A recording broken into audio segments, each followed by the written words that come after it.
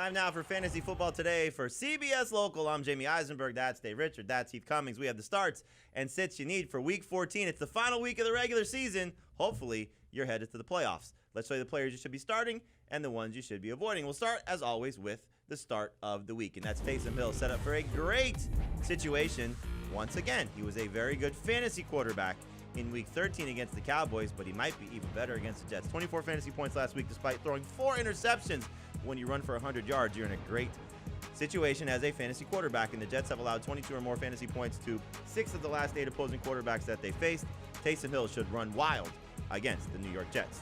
Other starting options for me for this week include another running quarterback, Cam Newton, taking on Falcons defense that has allowed the 4th most rushing yards to opposing quarterbacks. So great opportunity for Cam Newton to hopefully have one of his better starts. We've seen now, this will be the 3rd start. One start was very good, one start was very poor. Connect with DJ Moore, and that will be a lot of fun. Let's take a look now at your starts, Heath, for week number 14. And we're looking at a situation here where I'm glad you're on board with Taysom Hill. But tell me about Devontae Freeman, what his outlook is.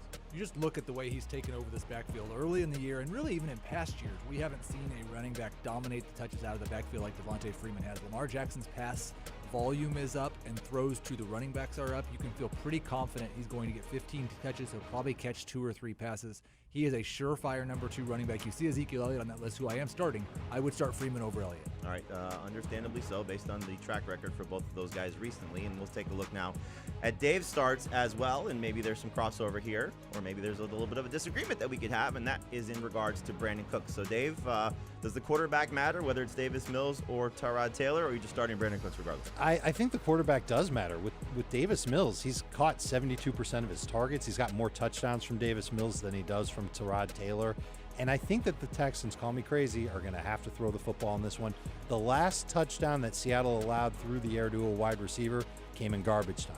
I wouldn't be surprised if that happened here, and I wouldn't be surprised if Brandin Cooks saw a bunch of targets this week either. All right, I'm glad you're starting him because I'm sitting him this week. I don't want to trust Brandin Cooks given the quarterback uncertainty no matter who it is, because I think you're looking at a defense, like you said, they've played really well. Seattle hasn't allowed a touchdown to wide receiver in 5 straight games. The production for Brandin Cooks has been miserable lately. He has 1 touchdown in his last 4 games, been held to 45 yards or less in 3 games in a row. I don't trust Brandin Cooks anymore. Still a starter in 3 receiver leagues, but somebody I would like to avoid. Keith, let's take a look at your sits for this week, and staying away from a quarterback that's been struggling in Joe Burrow. Yeah, I mean, you just look, and first off, in games that they win, he throws about 27, 28 passes a game, so he has to be hyper efficient to be a good fantasy starter. There hasn't been much production on the ground, and this 49ers defense is pretty good. We started off the week with the Bengals as favorites with an implied total around 25. Now the 49ers favored by a point.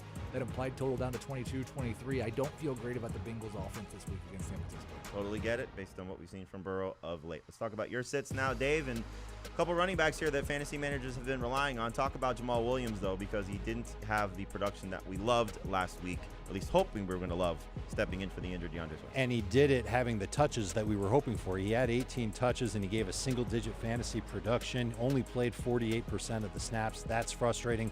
Is that going to change this week? I don't think so. And the matchup is going to be tougher. In their last 5 games, Denver hasn't allowed a single touchdown to a running back on the ground, 1 through the air. So that makes me nervous that if we're going to count on JAMAAL Williams for yards, we just did that last week.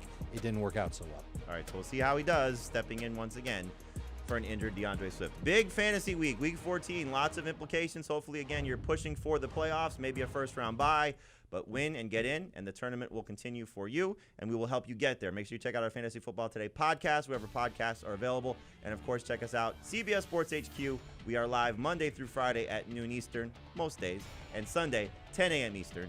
Check us out. We will help you win and complete the fantasy season. For Heath, for Dave, I'm Jamie. Thanks for watching Fantasy Football Today for CBS Local.